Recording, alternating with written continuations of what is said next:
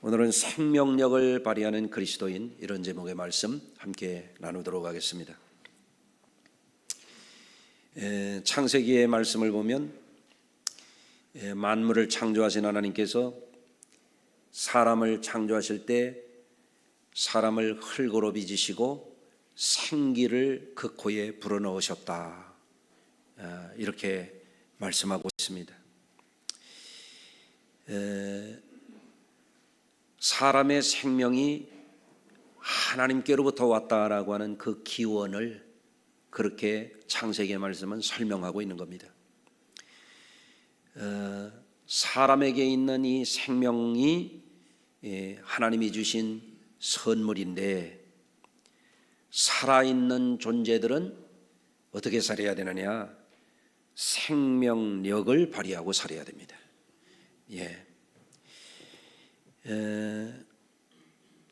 여러분, 지금 이제 완연한 봄입니다.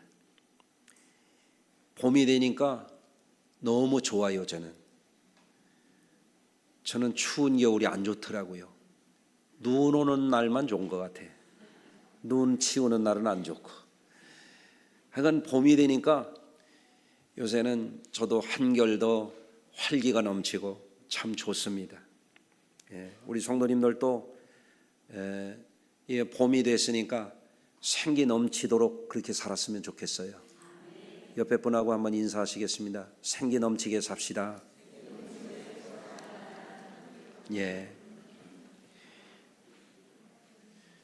지난 수요일이 음력절 기상으로는 경칩이었습니다. 경칩에는 늘 하는 말이 있죠. 개구리도 겨울 잠에서 깨어난다, 그런 얘기를 합니다. 이번 주간에도 기상예보 날씨 정보를 보니까 전부 영상 날씨예요. 개구리도 깨어나는 때가 되어서 그런지 3월달 딱 들어오니까 겨울잠을 자던 성도 셋이 새벽 예배에 나왔더라고요.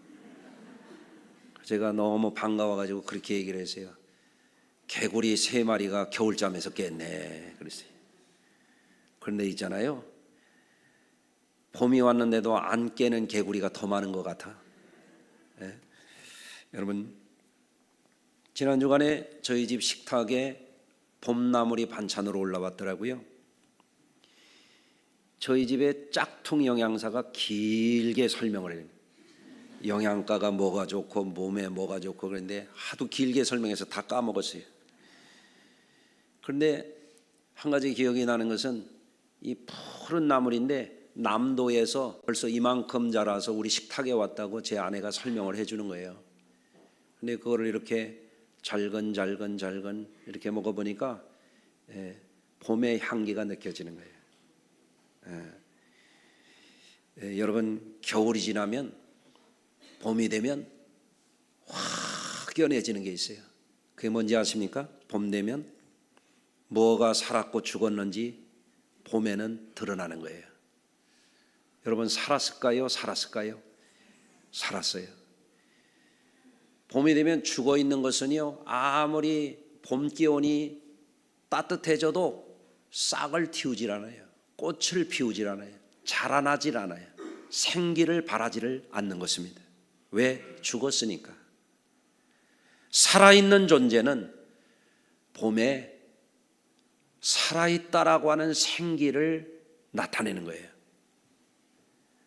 여러분, 우리도 생명이 있습니까? 있습니다. 생명 있는 존재는 생기를 발해야 됩니다. 그게 삶의 진실입니다. 살아있는 식물들은요, 봄의 사냐에 아름다운 빛깔과 향기를 발하면서 전부 피어나게 되어 있어요. 조금 있으면 이제 꽃 소식이 올라올 거예요. 여러분, 본문 중에는 사도 바울이 참으로 너무너무 귀한 말씀, 놀라운 말씀을 해주고 있어요. 고린도후서 4장 10절, 예수의 생명이 또한 우리 몸에 나타나게 하려 함이라. 우리 몸에 예수 생명이 있는데 그냥 가지고 있는 게 아니에요. 나타나게 하려고 한다는 거예요. 이게 사도 바울의 놀라운 점이에요. 여러분, 우리가 성경에서 배운 중요한 사실은 모든 피조물은 존재 이유와 목적이 있어요. 오래전에 제가 중앙아시아 몇 개 나라 청소년들 연합 집회를 해달라고 해서 거기 강사로 간 적이 있어요. 집회를 다 끝내고 하루는 선교사님이 저 4,000m가 넘는 만년설이 덮여있는 저 산에 좀 한번 올라가 보자고. 그래서 제가 4,000m가 넘는 산에 가려면 등산 장비도 있어야 되고 등산 훈련도 해야 되고 그래야 되는데 어떻게 가냐고 그랬더니 걱정하시지 말아요. 그래서 따라가 봤더니요, 몇 킬로 긴 곤돌라를 타고 쉽게 올라가더만요. 그래서 거의 산 정상 가까이 가서 보니까 만년설이 녹아가지고 빙하가 돼 있는, 그게 덮여 있는 게 보이고 그 살록에 꽃들이 그냥 쫙 지천으로 펼쳐져 있는 거예요. 아주 작은 꽃나무에 형형색색에 그냥 아름다운 꽃들이 그냥 쫙 펴져 있어요. 깜짝 놀랐어요. 제가 그래서 꽃들에게 말을 걸었습니다. 야, 이 꽃들아, 너희들은 어찌해서 여기에 이렇게 그리도 아름답게 피어 있니? 아무도 보는 사람도 없는데 이 산꼭대기에 말이야. 그랬더니 꽃들이 제게 말하는 듯 했어요. 아니야, 우리를 보고 계시는 분이 계셔. 천지를 지으신 하나님이시지. 우리는 여기 왜 피어 있냐면 말이야, 하나님을 찬양하기 위해서 이렇게 피어 있는 거야. 그렇게 말하는 것 같았어요. 그래도 찬양이 나오더라고요. 참 아름다워라 주님의 세계는 저 솔로몬의 옷보다 더 고운 백합화. 찬양이 나오는 거죠. 여러분, 이름 모를 꽃들도 존재 이유가 있는 거예요. 살아있는 존재 이유가 있는 거예요. 여러분, 생태계에도 미생물에서부터 이름 모를 모든 생명체들이 무수하게 존재합니다. 근데 생물학자들은 그 생명체 하나하나가 다 존재 이유가 있다는 거예요.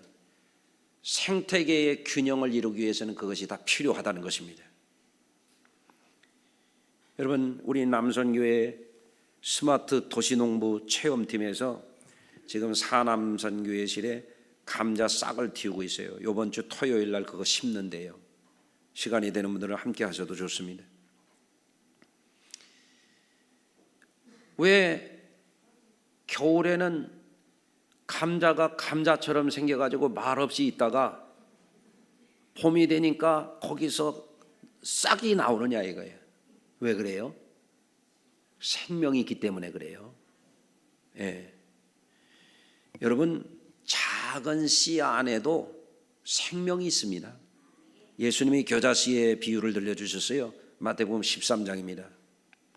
또 이 비유를 들어 이르시되 천국은 마치 사람이 자기 밭에 갖다 심은 겨자씨 하늘 같으니 이는 모든 씨보다 작은 것이로되 자란 후에는 풀보다 커져서 나무가 되매 공중의 새들이 와서 그 가지에 깃들이게 되느니라. 겨자도 생명이 있으니까 그것이 자라서 나무가 될 때 목적을 성취하는 거예요. 새들에게 쉴 수 있는 그늘이 되어주는 거예요. 이게 목적입니다. 여러분, 여기에 중요한 교훈이 있습니다. 생명이 있는 존재들은 생명력을 반드시 발휘해야 돼요. 그게 살아있는 거예요. 여러분, 생명력을 발휘하는 그리스도인들의 삶이 되도록 오늘 이 말씀을 여러분들이 주의해서 들으시고, 오늘부터는 살아있는데 죽은 것처럼 살지 말고 살아있는 자답게 생명력을 발휘하시길 바랍니다. 생명력을 발휘해서 우리의 삶에 주신 목적을 성취해야 돼요. 사도 바울은 그런 고백을 했어요. 고린도전서 9장입니다. 나는 다름질하기를 향방 없는 것 같이 하지 아니하고, 목적이 뚜렷하다는 거예요. 싸우기를 허공을 치는 것 같이 하지 아니한다 그랬어요. 목표가 뚜렷한 거예요. 왜? 사도 바울 안에 생명이 있기 때문에 그래요.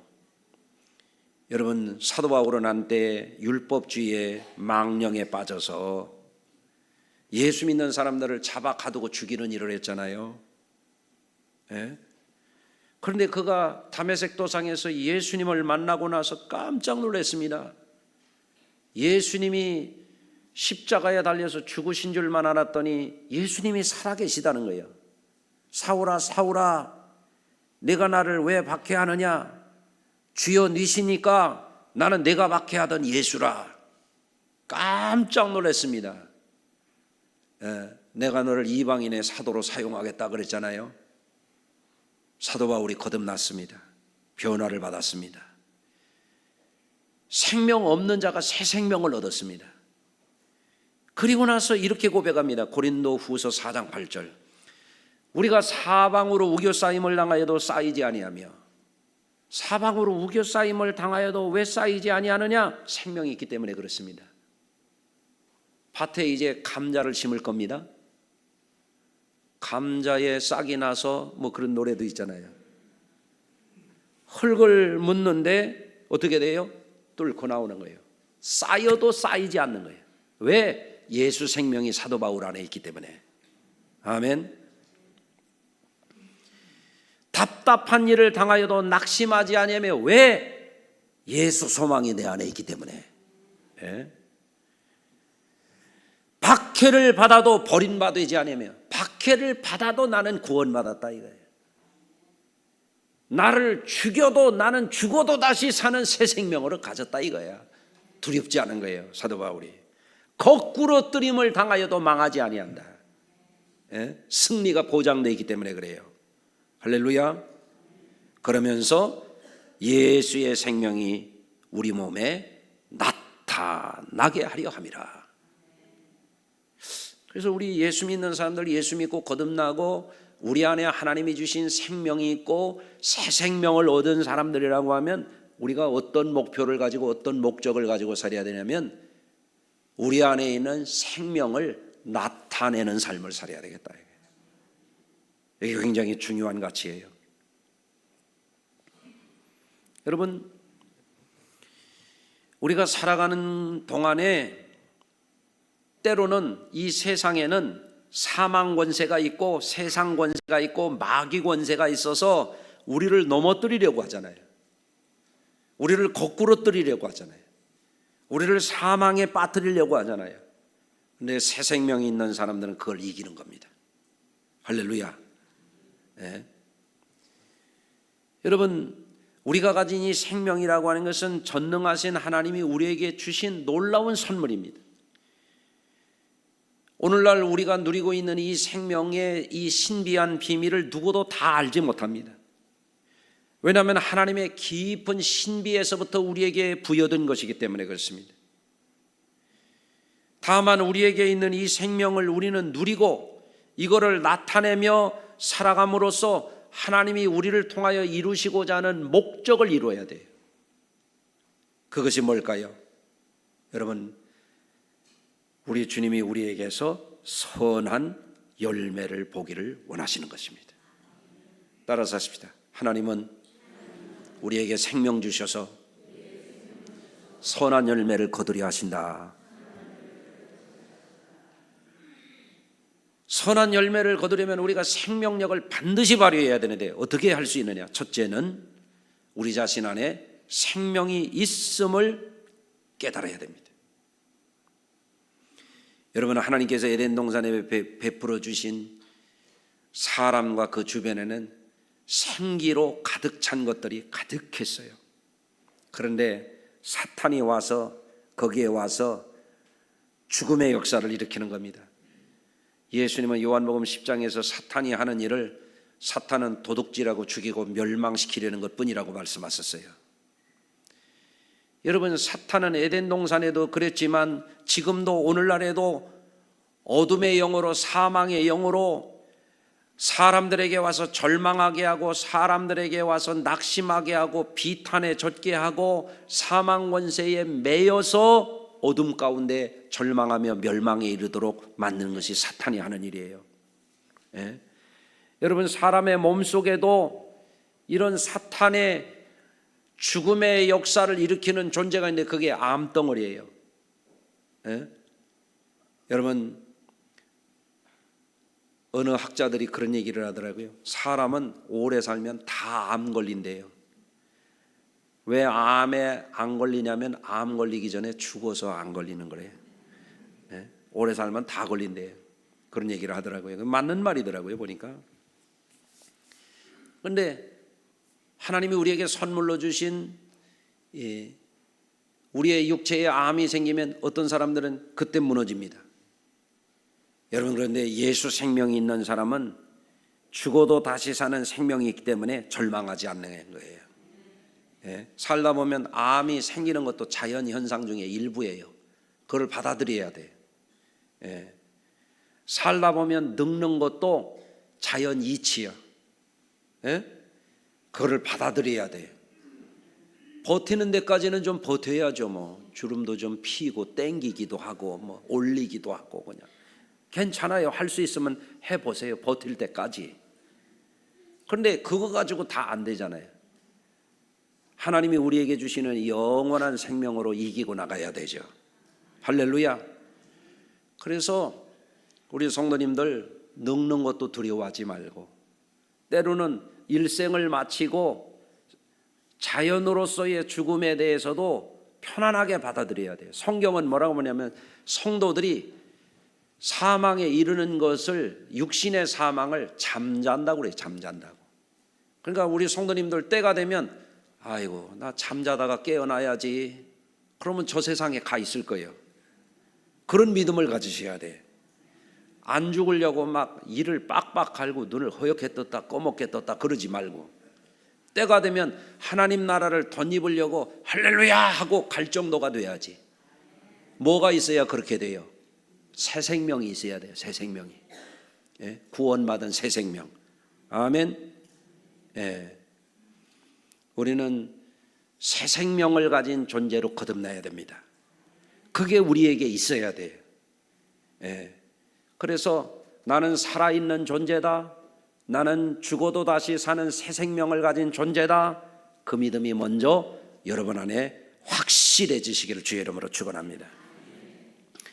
두 번째는 자신 안에 생명이 있는 사람은 싹을 틔우고 꽃을 피우고 향기를 바라고 선한 열매를 맺는 삶을 위해서 살아야 돼요. 예. 예수님이 어떻게 선한 열매를 맺는지 구체적으로 가르쳐 주셨어요. 요한복음 12장입니다. 내가 진실로 진실로 너에게 이르노니 한 알의 밀이 땅에 떨어져 죽지 않으면 한 알 그대로 있고 죽으면 많은 열매를 맺느니라. 우리가 선한 열매를 맺는 비밀이 여기에 있는 거예요. 예? 그거를 다른 말로 얘기하면 뭐냐면 자기 자신을 비워내야만 새로운 열매를 맺는 거예요. 제가 시골에서 목회할 때 성도들에게 그런 설교를 한 적이 있어요. 예? 옥수수 한 알 속에 생명이 있으면 놀라운 열매를 맺는다. 옥수수 한 알 속에 생명이 있으면 그게 땅에 떨어져서 싹을 틔우고 열매를 맺으면 옥수수 나무 하나에 옥수수가 보통 몇 자루씩 달려요. 눈 뜨고 아멘 좀 해보세요. 제가 맞는 얘기 하잖아요. 옥수수 한 알이 땅에 떨어져서 싹이 나가지고 몇 자루가 달려. 그런데 실한 거 하려고 몇 개 솎아서 하나만 키우더라도요, 거기 수백 개에서 1000개 넘는 것은 어떤 때는 그렇게 씨알이 많이 맺어. 어떻게 했더니 한 알이 땅에 떨어져서 썩어지니까. 이게 뭐예요? 썩어진 그 옥수수 알갱이가 자기 몸을 비워서 새싹에 영양분을 공급해 줘요. 생기를 공급해 주는 거죠. 그러면 많은 열매를 맺는다. 예수님의 말씀은 너무 기가 막혀. 예? 하도 기가 막히니까 눈 감고 있는 분이 세 분이네. 예? 여러분, 그런데 삶을 살아가는 삶의 법칙을 이것만 아는 사람들이 이익을 위해서만 눈이 밝은 거예요. 이득을 위해서만 눈에 불 켜고 사는 거예요. 근데 비울 줄을 모르는 거예요. 그 부부간에도 어떤 부부가 잘 사냐면 자기를 자꾸 비울 줄 아는 부부가 잘 살아요. 아멘이 하나도 안 나오네. 기적이 일어나 우리 교회는 날마다. 자기 지갑이 있으면 지갑을 비우는 집은 부부가 잘 살아요. 그런데 서로 뺏어 먹으려고 하는 집안은 부부간의 사이가 안 좋아요. 그래요, 안 그래요? 맞죠? 예? 어제가 제 생일이었는데 제 아내가 물어보더라고요. 생일 선물로 뭐를 해줄까요? 그러니까 그건 내가 뭐라고 했겠어요? 가만히 있었지. 예? 여러분, 서로 잘 자기를 비워. 그러면 행복해져요. 아멘. 예.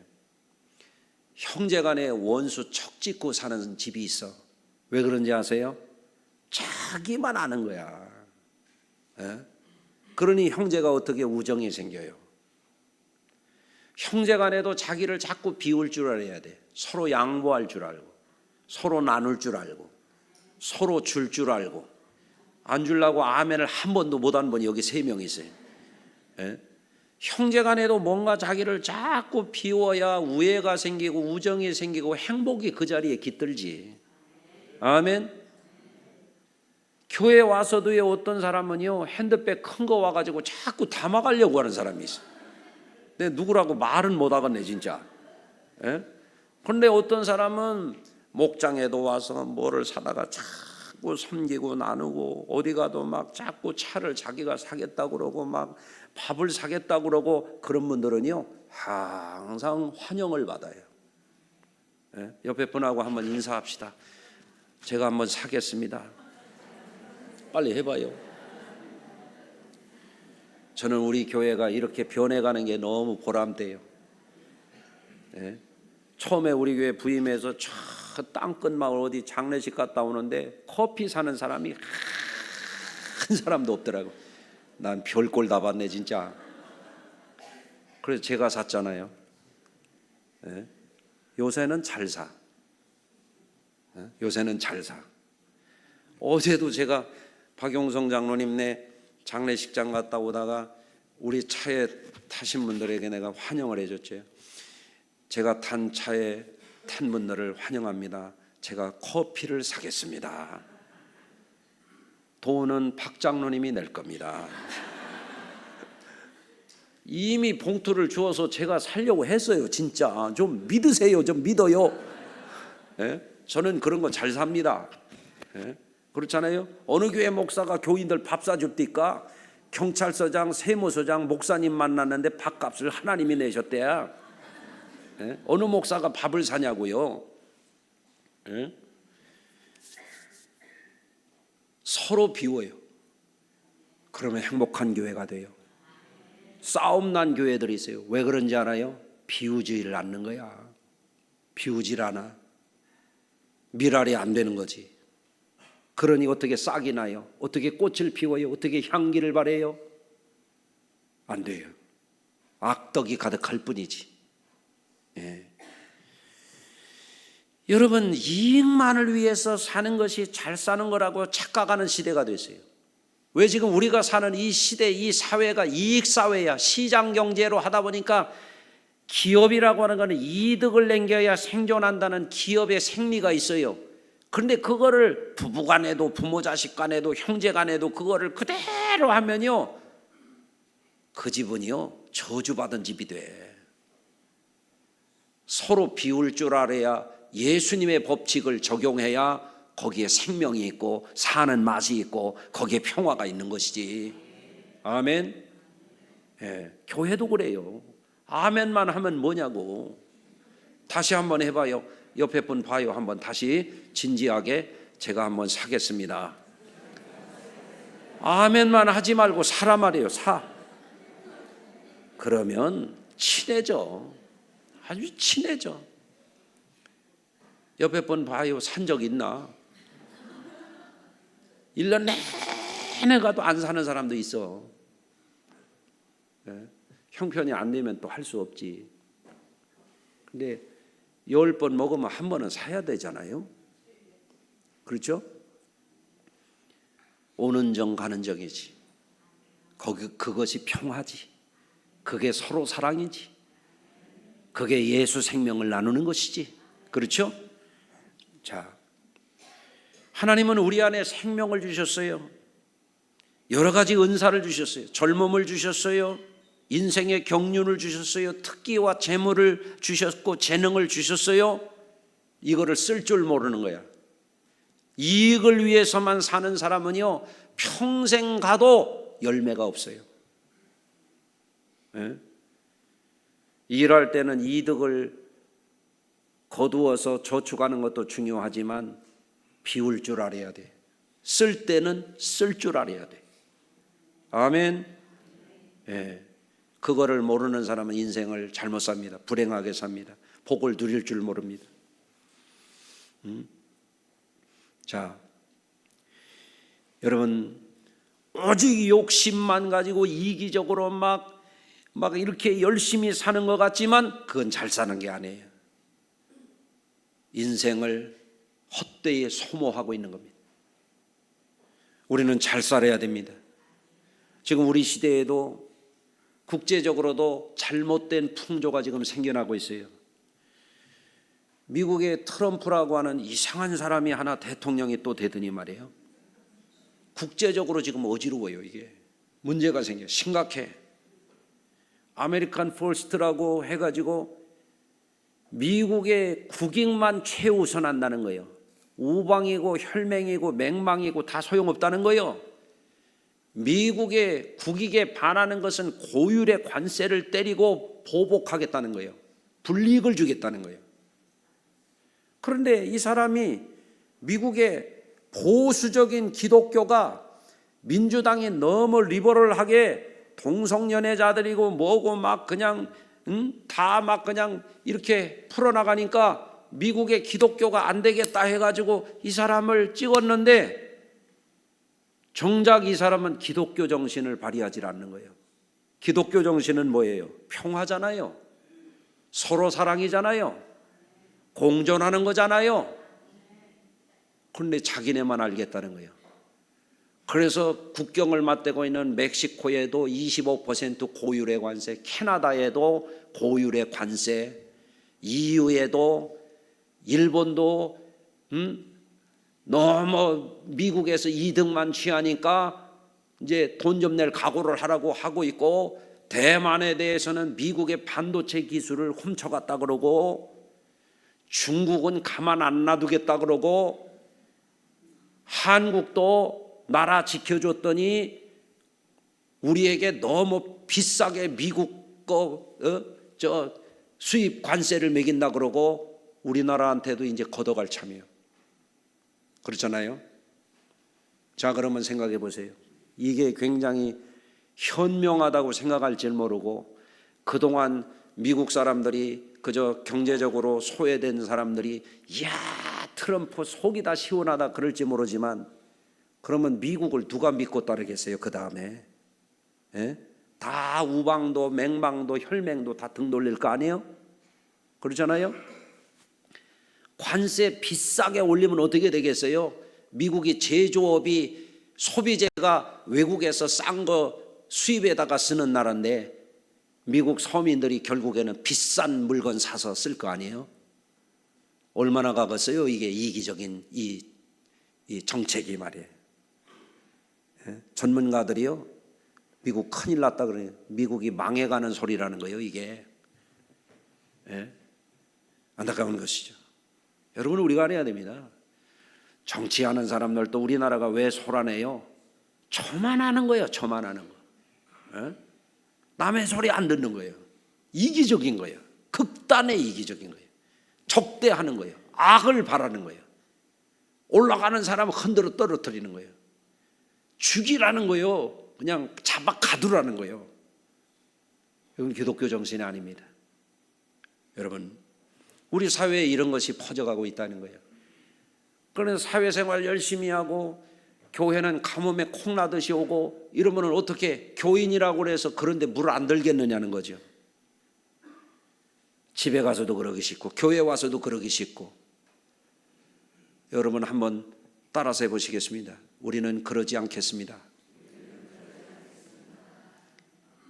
여러분 그렇게 살면요 다 불행해집니다. 국가도 불행해지고 국제관계도 약육강식이 되고 이제는 무슨 정글의 법칙이 지배하는 세상이 되면 어떻게 살겠습니까?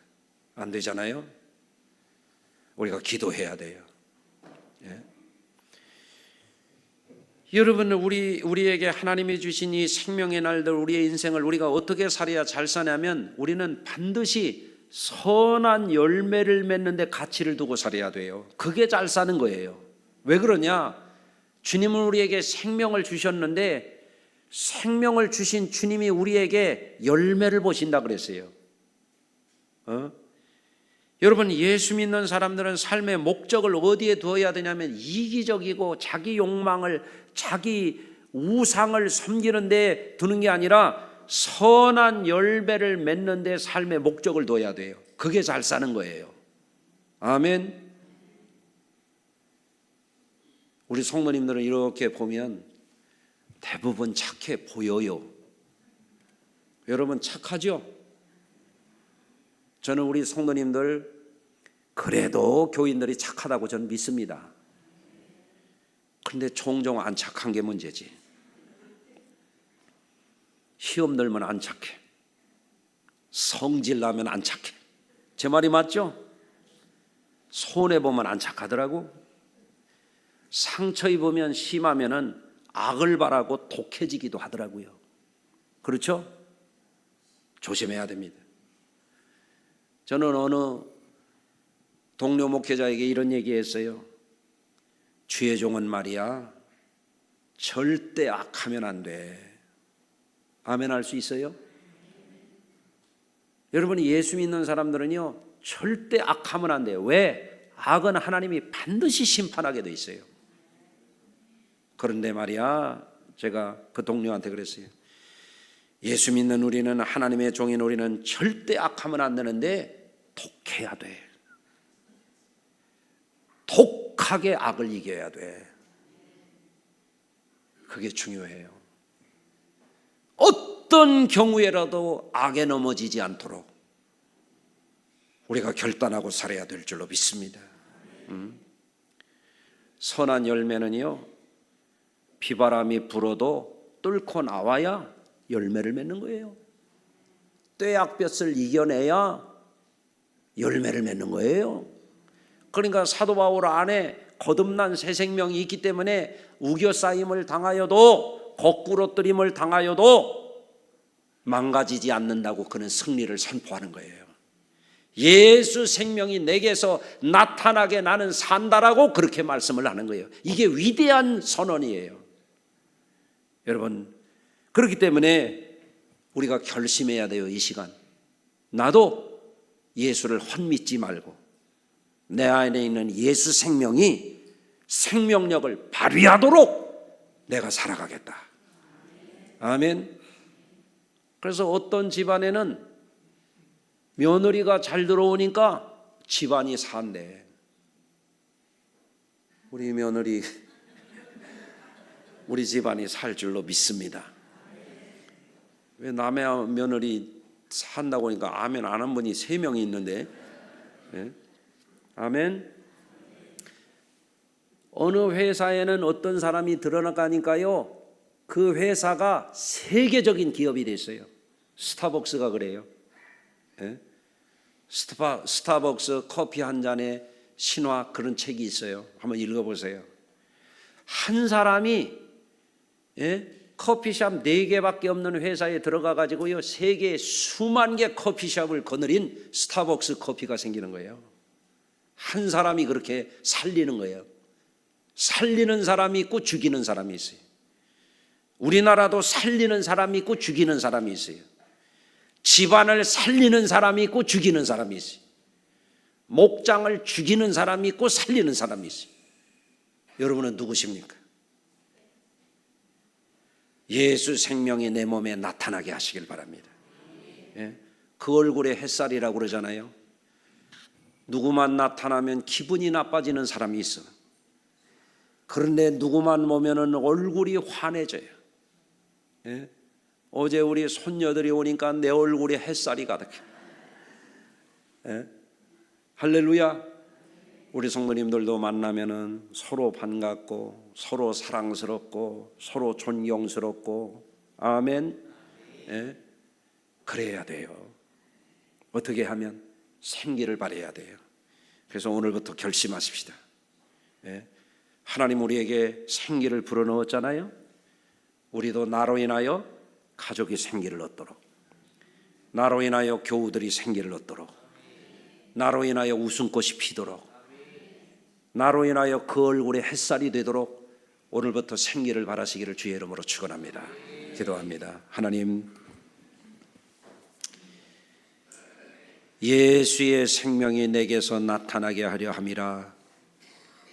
예수 생명으로 거듭난 사도 바울의 위대한 이 신앙의 고백을 흘려버리지 않게 하여 주시고 우리 삶의 고백이 되게 해주시고 내 삶의 목적이 되게 해주시고 하나님이 기뻐하시는 선한 열매를 날마다 달마다 새롭게 맞아가는 우리의 가정과 우리 교회가 되도록 주님 함께하여 주시옵소서.